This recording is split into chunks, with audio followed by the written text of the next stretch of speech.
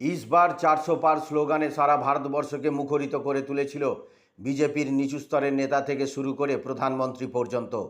স্বপ্ন দেখেছিল 1984 সালের লোকসভা নির্বাচনে কংগ্রেসের 414টি আসনেরও বেশি আসন পেয়ে তৃতীয়বারেও প্রধানমন্ত্রী তখ্তে বসবেন নরেন্দ্র দামোদর দাস মোদী। কিন্তু হলো কোথায়? বিজেপির আকাশকুসুম স্বপ্নে জল ঢেলে কার্যত ধরাশায়ী করল ইন্ডিয়া জোট। 2024 সালে লোকসভা নির্বাচনে বিজেপি একাই পেয়েছিল 282টি, অন্যদিকে কংগ্রেস পেয়েছিল মাত্র 44টি আসন। 2019-এ বিজেপির একার দখলে ছিল 303টি সহ এনডিএ জোটের মোট আসন পেয়েছিল 353টি আসন। অন্যদিকে ইউপিএ জোট পেয়েছিল মাত্র 93টি আসন।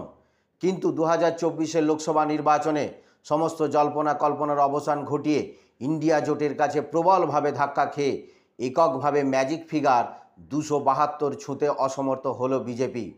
বিজেপির বিজয় রথের চাকাকে থামিয়ে দিল মাত্র 240 আসনেই। এহেন পরিস্থিতিতে মোদী সরকারকে শরিকি দলের উপরে নির্ভর করতে হচ্ছে, আর সেখানেই সমস্যা মাথা চাড়া দিয়ে উঠেছে।